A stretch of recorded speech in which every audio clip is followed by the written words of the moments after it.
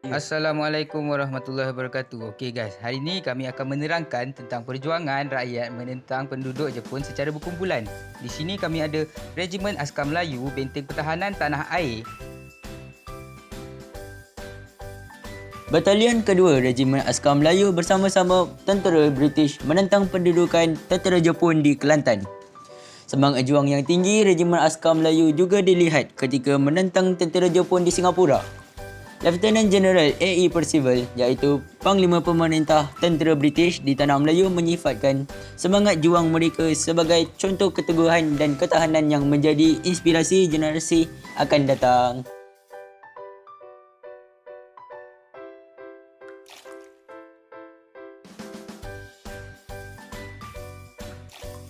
Yang pertama, Lieutenant Adnan Saini.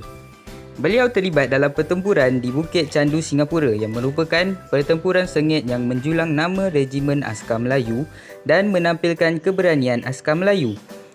Yang seterusnya adalah Lieutenant Ibrahim Aladita MC.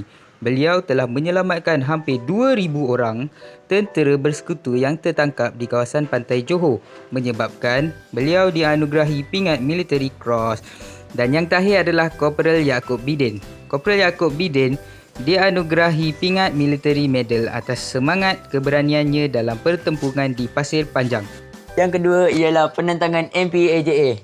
Jika anda semua mahu tahu, MPAJA ini ialah singkatan daripada Malayan People Anti-Japanese Army. Kekejaman Jepun menyebabkan sebahagian orang Cina mencari perlindungan di bawah Parti Komunis Malaya iaitu PKM bagi mengelak diseksa dan dibunuh. PKM bersetuju menubuhkan MPAJA yang dilatih oleh British. Seramai 165 orang ahli PKM diberi latihan di sekolah latihan khas di Singapura untuk kerja sabotaj dan perang gerila terhadap Jepun. Jika anda semua mahu tahu, gerila ini bermaksud perang yang dilakukan secara bersembunyi dan dalam kumpulan yang kecil. Baiklah, seperti yang tertera di skrin, korang dapat lihat MPAJA dan Force 136 telah bekerjasama. Force 136 yang mewakili tentera British telah memberikan bantuan senjata, ubat, kewangan dan latihan ketenteraan untuk melawan Jepun. Bukan sahaja Force 136 telah bekerjasama dengan MPAJA, malahan Parti Kuomintang iaitu KMT juga telah bekerjasama dengan MPAJA.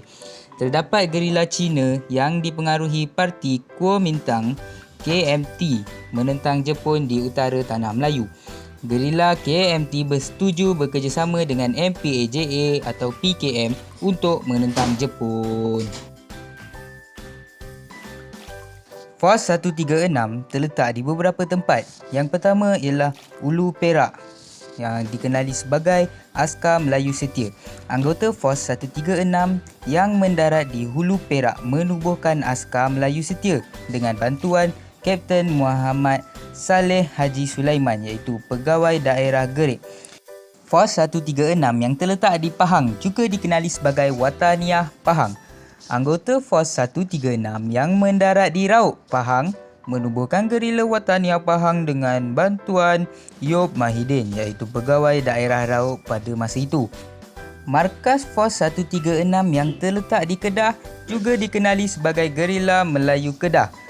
Anggota Force 136 yang mendarat di Kampung Kuala Janing, Kedah telah menubuhkan Gerila Melayu Kedah dengan bantuan pegawai daerah dan Tunku Abdul Rahman iaitu Perdana Menteri kita yang pertama.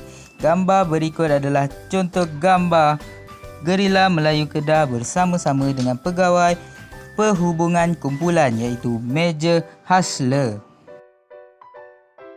Sudah sampai di kemuncak video ini iaitu tentang Force 136 dan pertubuhan gerila Melayu untuk bekerjasama untuk menentang Jepun dengan menjalankan aktiviti rahsia seperti: pertama, mengumpulkan maklumat; kedua, melakukan sabotaj; yang ketiga, menyebarkan propaganda; dan yang keempat, membuat persiapan untuk melancarkan operasi Zipper iaitu serangan besar-besaran untuk melawan Tanah Melayu.